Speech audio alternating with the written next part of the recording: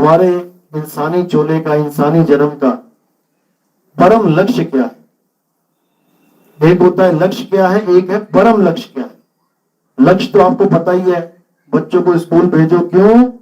क्योंकि नौकरी करनी है, बिजनेस करना है। उनकी शादियां करवाओ, क्यों? परिवार चलाना है, कुल चलाना है। खेती बाड़ी करनी है, क्यों? उनको पालना भी है, सब कुछ करना है। ये तो हो गया लक्ष्य। सुबह सुबह आप घर से बाहर निकलते हो एक लक्ष्य लेके कि आज मैं दुकान खोलूंगा तो कम से कम 1,000 रुपए तो घर लेके आऊं। अब गया दुकान खोल के पूरा दिन खाली बैठ के आ गए तो वो हमारा लक्ष्य पूरा नहीं हुआ। इसी प्रकार अगर हम बार बार खाली बैठ के ही घर आ जाएं तो हमें क्या मिलेगा? घर वालों का प्यार मिलेगा कि धुतकार मिलेगी? कि रोज चला जाता है, टाइम पास करके आ जाता है, कुछ लेके तो आता नहीं। सोचो 250, 300, 500, 700 रुपए के लिए इतनी धुतकार मिल जाएगी, तो जिस परमात्मा ने तुम्हें काम करने के लिए भेजा है, उस परम लक्ष्य के लिए भेजा है, और तुम वो लक्ष्य पूरा करके ना जाओ तो क्या हालत होगी? इसीलिए लोग रोते हैं। आपकी बीवी ने कहा मैंने साड़ी लेके आनी है, 2,000 दिहाड़ी लेके आना, और तुम लेके ना जाओ, तुम घर नहीं जाओगे जल्दी। तुम कहोगे यार कहीं रात ही बिता लूं, पता है घर में क्या होने वाला है। घर जाने से डरते हो। इसीलिए सब लोग, चाहे हिंदू, मुसलमान, सिख, ईसाई, घर जाने से क्यों डरते हैं? घर जाने से क्यों डरते हैं? जब मृत्यु आती है तो क्यों डरते हैं? जबकि सब कह रहे हैं पापा का स्वर्गवास होने वाला है, तो स्वर्ग जाने से भी डर लगता है क्या? कार्डों पे क्या छपाते हैं कि पिताजी का स्वर्गवास हो गया? गए कैसे थे? रो रो के गए थे। इतना क्या डर लग गया भाई? जब पता है भगवान के पास जा रहा हूं, परमात्मा के पास जा रहा हूं, तो रोना किस बात का? इसी बात का रोना है कि जो परम लक्ष्य तुम पूरा करने के लिए आए थे, तुमने उसको छोड़ के बाकी सब कुछ कर डाला, और जो कुछ किया वो सब यही रह जाना। यहां बड़े बड़े बिजनेसमैन आए दुनिया में, जिनका नंबर 1 पे नाम आया, जाते जाते खाली हाथ चले गए। तो क्या लेने आए थे यहां पे? मिट्टी उठा उठा के ऊंची करने आए थे।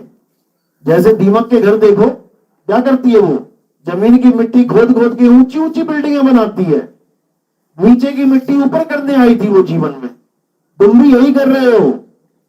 जब इस दुनिया में आए थे ये बिल्डिंगें नहीं थी, जंगलों में आए थे, रहने लायक भी नहीं था ये धरती। लेकिन आज बड़ी बड़ी डिमांड है। कोई गलती से भी ना सोचे, कोई गलती से भी नहीं सोचता था कि मैं जंगलों में रहूं। कबीलों में रहते थे, लेकिन आज उन जंगलों में बिल्डिंगें बन गई हैं, 5 स्टार होटल बन गए। कहां से आए ये शहर? ये बड़े बड़े शहर कहां से आए? जंगलों को ही काट काट के आए। जंगलों की ही मिट्टी उठा उठा के ऊंची करती, सीमेंट लगा के, बढ़िया बजरी लगा के बिल्डिंगें बनाती।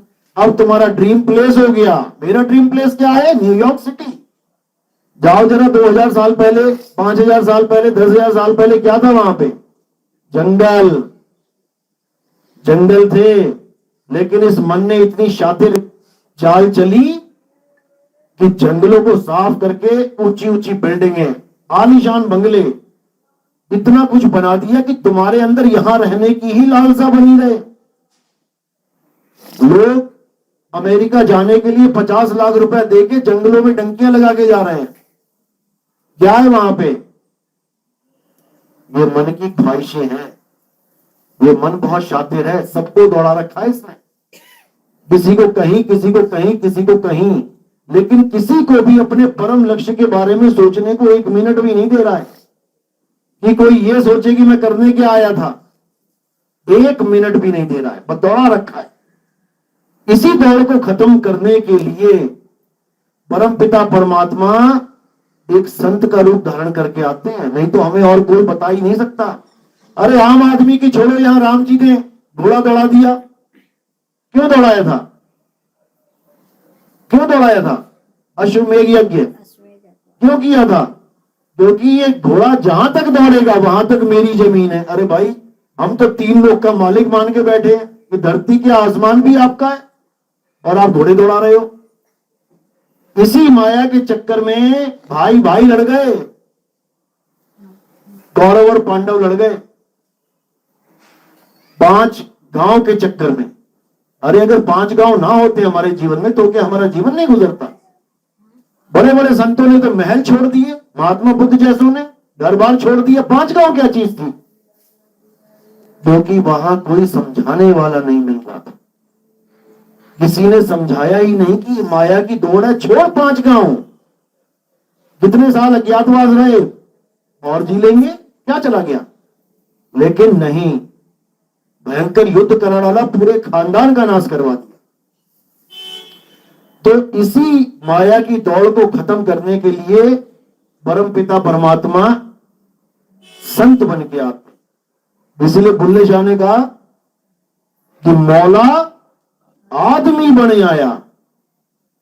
अब ये वाणी ले लेके इतने सारे मौला बन गए हैं कि अब क्या बताएं, क्योंकि मौला इतने सारे नहीं है, मौला एक है। उस एक मौला को जानना कि वो एक मौला है कौन, जिसको बोला एको सिमरो नानका जो जल थल रहा समाए, और वाही को क्यों सिमरिए तो जिम्मे पे मर जाए। इसको समझना।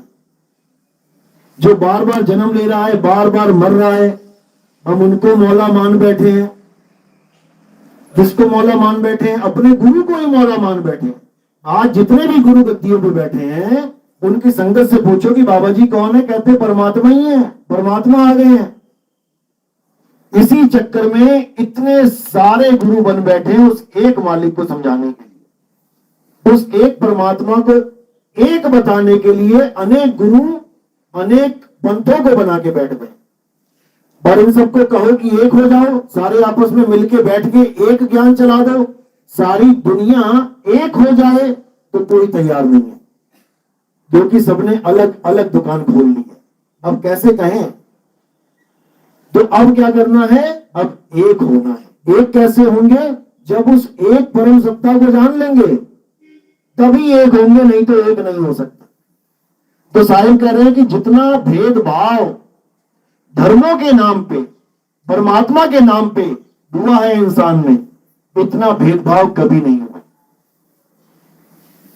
धर्म के नाम पे कितने सारे धर्म बन गए, हिंदू, मुस्लिम, सिख, ईसाई, जैन, बौद्ध, वर्ण बन गए, क्षत्रिय, राजपूत, शूद्र, वैश्य। ये सब परमात्मा से दूर करते हैं, हमें परमात्मा तक पहुंचाते नहीं है। धर्म हमें परमात्मा से दूर करते हैं। इसीलिए कृष्ण जी ने भी गीता में स्पष्ट बोला कि हे अर्जुन, सब धर्मों को त्याग के तू मेरी शरण में आ जा। सब बोलते हैं, हर पंडित को ये श्लोक याद है, हर कथावाचक को ये श्लोक याद है। बस एक सवाल पूछ लो उनसे कि कृष्ण जी ने उस वक्त कौन से धर्म को त्यागने की बात कही थी? क्या उस वक्त मुसलमान धर्म था? क्या उस वक्त जैनी थे? क्या उस वक्त बौद्ध थे? क्या उस वक्त सिख थे? क्या ईसाई थे? कोई भी नहीं था। फिर कौन से धर्म को त्यागने की बात करी? किसी को नहीं समझ में आ सकता, कोई सोच भी नहीं सकता कि क्या बात चल रही है वहां पे। लेकिन श्लोक सब बोलेंगे और क्या उदाहरण देंगे कि देखो ये जितने भी धर्म चल रहे हैं इन सबको छोड़ के कृष्ण जी ने कहा है कि मेरी शरण में आ जा। रहे भाई, धर्म तो अब चले हैं, उस वक्त कौन सा धर्म था जिसको छोड़ने की बात की गई? उस वक्त उस धर्म को छोड़ने की बात करी जो वहां पर लोग परमात्मा को पाने के लिए क्रियाएं कर रहे थे। क्या कर रहे थे? हवन, यज्ञ, देवी देवताओं की पूजा, तीर्थ, व्रत, ये सारा खेल चल रहा था। और कृष्ण जी ने इस सबको मना कर दिया कि ये सब मत कर, जितना कर लिया ठीक है, लेकिन अब मत कर, अब मेरी शरण में आ जा। मेरी शरण में आ जा का मतलब ये नहीं कि इनको छोड़ के मेरी शरीर की पूजा करने लग जा। मेरी शरण में आ जा का मतलब है कि मुझे तत्व रूप में जान ले पहले कि मैं हूं क्या। गलती से मुझे शरीर मत मान लेना। और जो मुझे शरीर मान के पूजा करता है वो कभी मेरी पूजा कर ही नहीं सकता। पुलिस वाला गया था चोर पकड़ने, चोर ने वहां पे कपड़े खोले और मार दी पानी में छलांग, पुलिस वाला कपड़े पकड़ के ले आया उठा के, तो उसको मेडल मिलेगा कि गालियां मिलेंगी? गालियां मिलेंगी। अरे चोर तो निकल गया, कपड़े ले आया तू। तो अब हम क्या कर रहे हैं? हे अर्जुन, तू और मैं शरीर नहीं है, तू और मैं आत्मा है। शरीर तो इस आत्मा के कपड़े हैं। तो हम क्या कर रहे हैं? हम भी कपड़े धो रहे हैं, हम भी कपड़े ही पूज रहे हैं, क्योंकि हमने कृष्ण जी को जाना ही नहीं। कृष्ण जी कपड़े नहीं है, कृष्ण जी आत्मा है। अब इसी आत्मा की शरण में आने की बात की जा रही है कि हे अर्जुन, ये पूजा पाठ, ये जितना भी कर्म कांड चल रहा है, सबको छोड़ के तू आत्मदेव की शरण में आ जा। इसीलिए उनको छोटी उंगली पे क्या उठाना पड़ा? पूरा पर्वत उठाना पड़ गया। इसी चीज को समझाने के लिए सारे गोकुलवासियों को क्या बोल दिया कि अब देवी देवताओं की पूजा नहीं करनी है, अब मैं तुम्हें आगे का ज्ञान देता हूं। लेकिन जब उन्होंने देवी देवताओं की पूजा छोड़ी तो देवी देवता रुष्ट हो गए और देवताओं का राजा इंद्र घनघोर बारिश करने लगा कि सबको मार दूंगा। तब उसका अहंकार तोड़ने के लिए कृष्ण जी ने गोवर्धन पर्वत उठाया और सबको समझाया कि अब किसी देवता की पूजा नहीं करनी है, पत्थर का परिक्रमा कर लेना, पत्थर की पूजा कर लेना इन देवी देवताओं से अच्छा है। इसका मतलब ये नहीं कि तुम आज परिक्रमाएं करते फिरो, ये तो एक उदाहरण दिया था उन्होंने कि तुझसे अच्छा तो मैं वो कर लूं, लेकिन ये नहीं कि वो करना है।